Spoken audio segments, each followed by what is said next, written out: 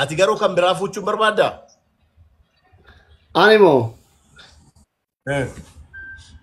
dhugar maamii wayii yoo argadhe haftaamii jechuun warra tooppii keessa jiru yoo argadhe haadha qabeenya namni yoo argadhe malee mizin biroo dubartii akkas. Maal si godhama qabeenya amma qabduun kunoo si gammachiistee ijoollee sadii si kennitee si wajjin jiraataa jirti yoo amma qabeenyi biraa dhufe koo gammachuu amma haadha warraa kee wajjin qabdu kan hin qabdu argattu ta'a bari kana. Maaliif? Namni tokko gaafa horii baay'ee argatu gammachuu dur qabu dhaba. Tokko immoo of course gammadee uma jiraata. Garuu isamma qabdu kanaan ijoollee sadii horattee akkana kun wajjin kofaltee taphataa jiraatta taanaan rabbiin isarratti barakaa sii kenna bari. Amma asli wanni ati amiltu kuni waan hin taati miti haaraatti cidha isinii goona jedhaanii jira bar Mansuureen. Haaraatti cidha goonennaan haati seenaa ammoo dubbii san fudhattee jirti. Dubbiin tun taateef jirti haala seenaati. Haaraatti yoo cidha akka ajaa'ibatti nu gootanii waliin nu fuutan taate haaraatti dubbii ajaa'ibaati itti bir. Awwaaluma taateef garuu dubbiin tun.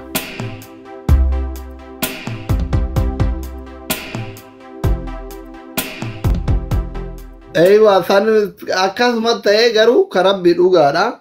Ani immootu akka lubbuu kiyyaatitti amma ati fakkeenyaaf hiriyoota kee tokko minaamin keessa warri jaarsa irraa du'e yookiin jaarsa ari'oo haftaamonni gurguddaa hin jiraatan akka wal nu agganaa nyaatu barbaada. Karaa qaxxaamuraatiin miliyeenara ta'uuf.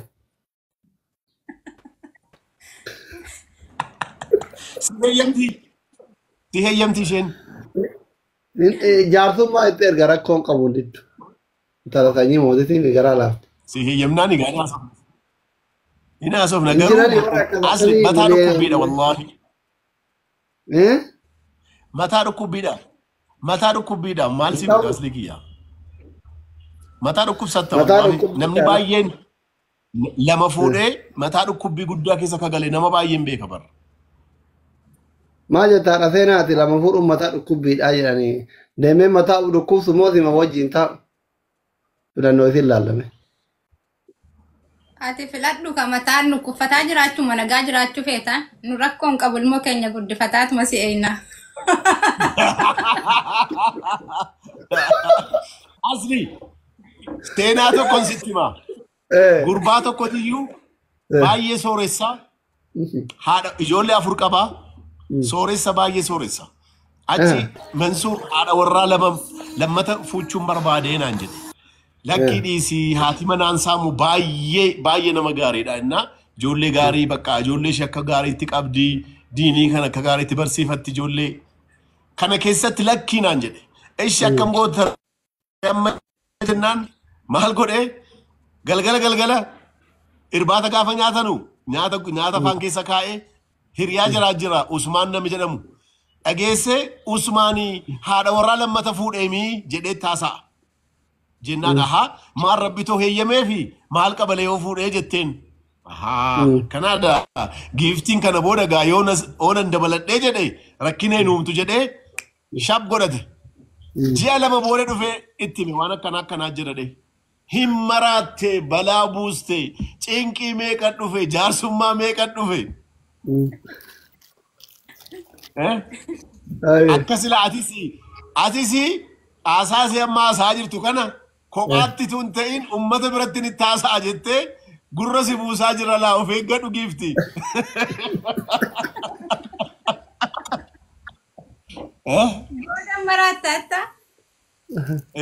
Mataa dhukkubbiidha wallahi. Rabbimtii halaala nu godhee nu mormuu hin qabnu. Inna rabbiiti alhamdulillah. Immorminu sharaa rabbii hadiisa rabbii garuu tokko ituu ta'e baay'ee gaariidha. Egaa shartii kaa'ame keessatti immoo 2-3 fuudhaa jechuu jira. Kana keessatti nu immorminu waan akkanaa. Guys, nama 2,200 koppiin kitaabni gootanii maal bareedaadha bakka biyya galla bakka seera ofirraa biyya gallu. Anamuma villaa nu ijaarsiin jedhaan ture bakka amma villaa nu ijaare hin galla. Villaan ijaaramu malee hin galtu? Laa jechuun bakka hin jiraame namni biyyaa jijjiiree magaaluu bareedaadha. Villaan sun kaafu appaartimentii dhuma miidhagaa wayii Boolee keessaa siiminnaan ga'a.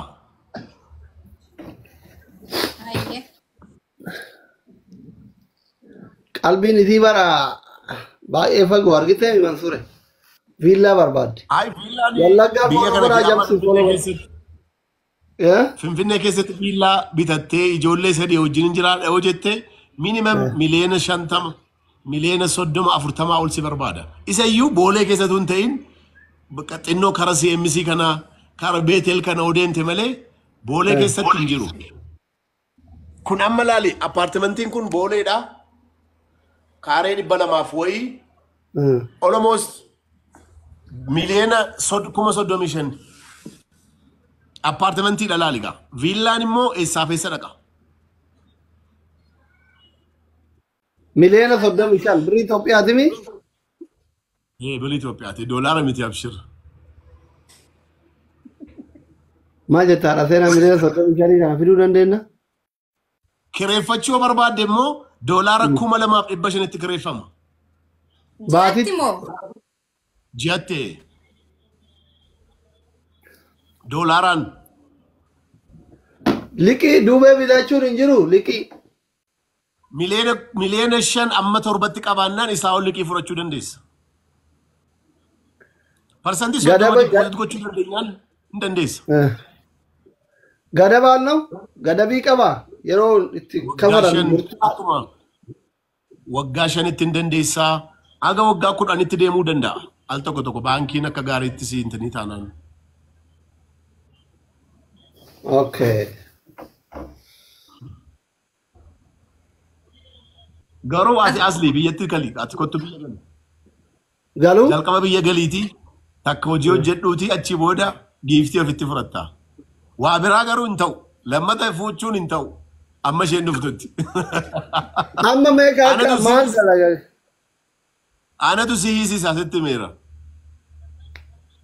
Galuu bakka Mansuureen ana eegu arafeera. Oma rakkoon hin jiru mari'anna.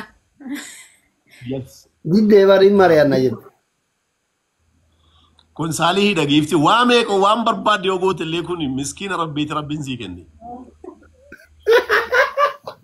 Wallahi. Into ifatti waan akkanuma jedhaan namni hundi akkasii mana keessatti na gubdu hin beeku. Ayi dubartiin nama gubdu hin beeksisti silaa fuulli kee yoom kana fakkaata gubattee baatee ta'uwana sadii ijoollee sadii hin qabdu amma wanaa silaa maal dubartii abbaa manaa gubdu meeqa beennaamu inuma aasaanuma hin danda'anu barra aasaanuma hin danda'anu Ijarra ta'anii abbaa manaa ta'ee dubartii abbaan manaa dubartiidhaan gubatu aasaan danda'u akka gaariitti nama bana bira naqu bakka jireenyi isaa uffanni irraan bareedu aasaan jaallatu nama arguun barbaadu bakka stresiidhumaan jiraata wallahi gin haati warraa kee gaarii taanaan ijoollee kee akka gaarii siin kunuunsisi taanaan kunu akkuma kana si wajjin baateen taphatti taanaan it's good freedom isii kenniteetti jechuudha. Galatoom jettuun kun amala kee qara'aara itti dabale garuu xiqqoo. Galatoom ulfaadhu wallahi Mansuur. Umrii dheeradha. Haadha faatee wajjin dhiyoo kana ispoortii seenanii mana keessatti as fararra'uu eegaltee siin jedha warra ispoortii baanaan lash jette malee. Kiyya kana maan dhugoomsine dhiyaasaa kiyya maa sobatti fudhata. Waggaa meeqa eegee ol fuutanii asli? Waggaa torba waan akkasii torba. Kan dabarraan taate dubbiin bakka firmaan. Alhamdulillah.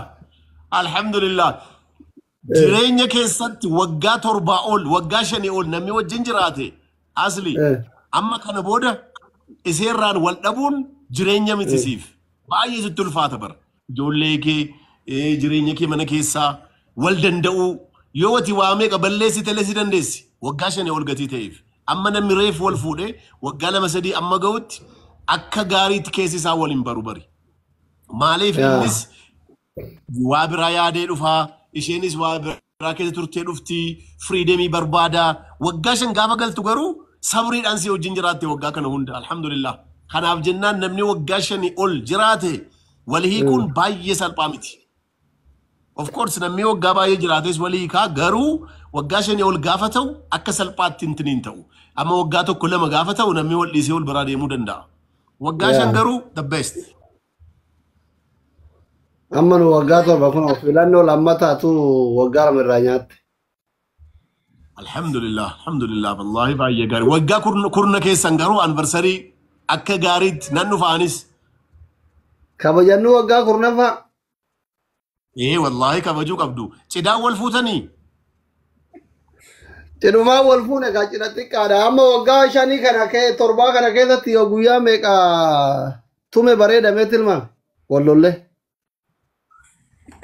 waltumtu Allahu akbar qabattoon antumta no jaarti waluma lolti kaa amma wallolte ima tuma mire jaarti tumachuun sunna abar waldiddaan immaa inuma jirti garuu maa inni wanti guddaan waggaa tokko lama gaafa ta'u waldiddaa sana mana sitti cuftee baddee deemti waggaa 5 ol gaafa ta'u garuu yoo mati tumtellee fiiddee siree keessa galti dhattee mana cuftee baddeen beeytu amma yoo guyyaa meeqa tume bareeda waggaa torbaa kana keessatti isan sibiin baatu manaa inni waggaa torbaa manaan ba'u inni saharaa sodaadhu hin ba'u kun yoo reeffummaan bahe malee jiraan isaa shiireen ba'u hafeera malatti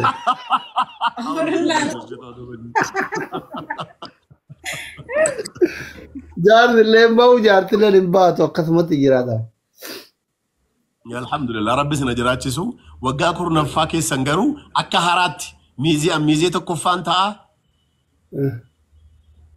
achi booda cidha gaarii goona yookiin achitti yookiin dhuftee yookiin biyya biraa dhattee whatever maali tajaajila ati wal fuunuu waggaa kurnaffaatti ati dubartii cidha jaarata amnaaf biyya biraa deemnee asitti dhufnee sargeeffanna yeroo sargiin hin bareeda waan ta'eef maaliif biyya jirtanutti anamma biyya jirtan dhufuu nan danda'an anamma qidaamee iftaanii biyya Kanaadaa deemaan jira iftaan guyyaa 3 booddee okay biyya iddoo barbaade dhufuu nan danda'an rakkoon qabu viizaan miilee zikora bakka ati miilee kennaan gafaa taata isa tokko isa jalqabaa kunoo giiftiin approve gooteetti miizee meeqa qopheeffanne ne miizeen 4 yookiin 5 ka yaa asli maani mubeen injiraata miti mubeen lammata tokkoffaa kan goone mubee sitti meera ana tokkoffaa mubeen boci qaba waan ta'eef kaameraan nuun ba'u ka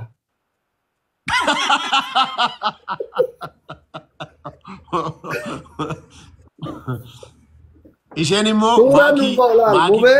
mubeen suuraa waan nuun baaneefi mubeen abbummaan sargii fudhatee sagantaa mijeessu si takka reedii lama abdii geetaachoo sadii miilee 4 jetteemi shanayyee si takka abdii geetaachoo lama biyyarraa karaa seetiin miizeen hin ta'u nuftu miizeen karaa seetiin kan dhiirotaa qofa dubartiin hin ta'u shari'aan hin eeyyamtu ajnabiyyiidha iseen see wajjin jirti nu karaa keetiin dhaabannee fuul suuraa kaana ati karaa sanaan qabattee suuraa kaata dhumte dubbiin akkana amma ka mubee kananna yaaddesse ka hiriyyaa kenna garuu kaameraan nuun ba'u ka borcii qaba lakki mubeen isa lammata ta'uu qaba miizee lammata ta'uu qaba mubee abbaa sargii abbaa guyyaa sanii yoo goone hoo cidha sagantaa abbaas haa ta'u maalis haa ta'u inni miizummaa kabajaan kennuufii qabna abbummaan akka jiruun taa'ee borcii isaa akka inni hir'isu goona waggaa 7 kana keessatti Jamila maal jettaati? Waa'ee mubeen rakkoon qabu mubeen waa hundaanuu ta'uu hin danda'a hin sodaatin asii jiru waan ta'eef waan garaa keetti dubbadhu sodaatin amma yoon inni laayivii jira an sodaadhaan maalin sodaadhaan nan jaalladhaan malee gurbaa garuu mubeen maalillee kanaan miizee lammata ta'a ana tokkoffaa akkan ta'u moo naa heeyyama anatu tokko ta'a yoo jedhe isaaf kennama jalqaba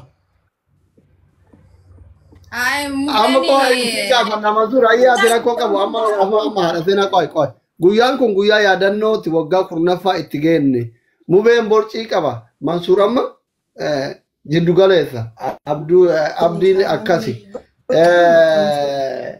reediin akkasi anillee akkuma argitu kan hin beektaa tuyyuu ispoortanyaadha kida mubaarak yoo daballe garaan isaa kun waxaa achi jedheettiniin guyyaan kun suuraan si jalaan badu suuraa yaadannoo afkaartu. Injiru asin sodaati Mubaarak. Suuraa maaltu nu jalaa badaree mubee yoo dhabame sargiin kan keenya nuun bada malee. Mubeen jiraachuu qaba. Mubee malee maal?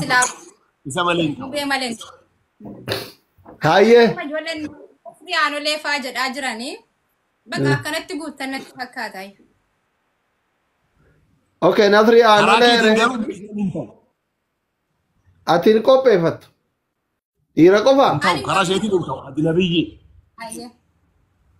Bakka Mubaarakaa ta'u jettanii. Asirratti dhufanii fakkeenyaaf amma warri si waamtan kun hunduu haadha manaa qabanii yoo rakkoo miti yaani. Tuma dhufanillee rakkoo miti. Akkas taanaan anis haadha manaa koo fudheen dhufaa. Hundi yoo haadha manaa isaa furatee dhufa taanaan rakkoon qabu. In taate dubbiin. Hundi haadha manaa qaban warri isin amma waamtan kun hunduu warruma haadha manaa qabu waan ta'eef rakkoo miti. Sanuu faamiliidha. Garri miizee kee ta'u. Nasriin faamilii, Mubeen faamilii yaani ormi keessan jiru si galee yoo dhufanaati manaa isaanii maa rakkoo. Bakka ati sargii waggaa kurnaffaa kana godhannu malee jettee haadha wacii. Dhugaadha Mansuur waan garaa kooti haasee silaa ol ka'ee galateeffachuun qaba. Maaliif aan uffata adii uffadhee hirmuun qaba lafaa ka'e? Beeloo shari'aa. Ka beeloo shari'aa.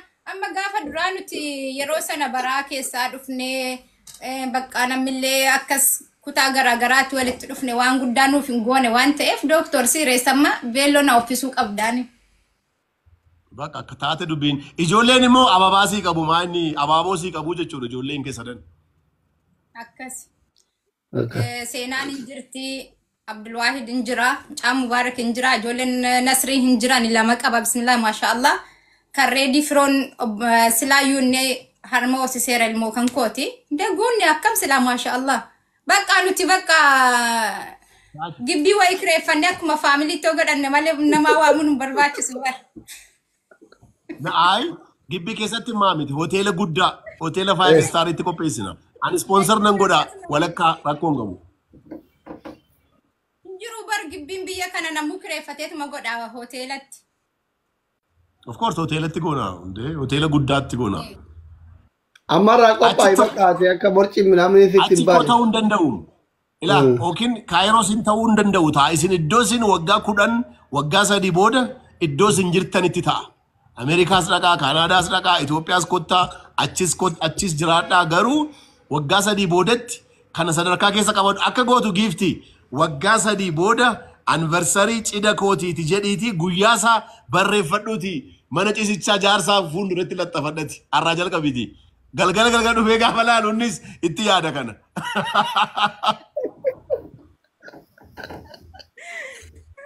Bakka yaada bareeda wallahi.